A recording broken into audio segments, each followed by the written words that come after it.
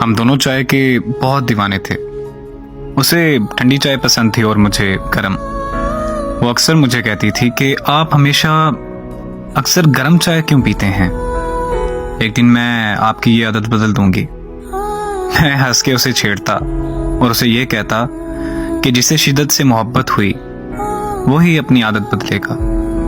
अगर तुम्हें मुझसे मोहब्बत हुई तो तुम गर्म चाय पीने लगोगी, और अगर मुझे तुमसे मोहब्बत हुई तो मैं जब तक जीऊंगा चाय ठंडी करके पीऊंगा।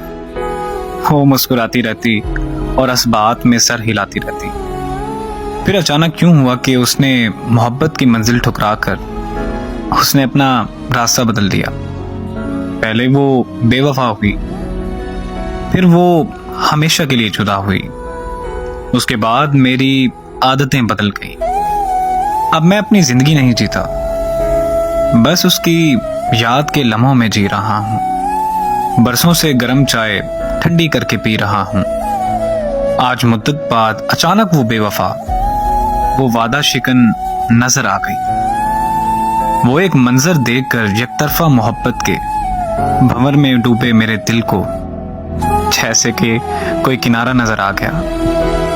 बज़ाहिर तो वो किसी और के संग हंसते मुस्कुराते हुए जी रही थी, लेकिन असल में वो मेरी जिंदगी जी रही थी। बेख्याली में ही सही, लेकिन भाप उड़ाती गर्म चाय पी रही थी।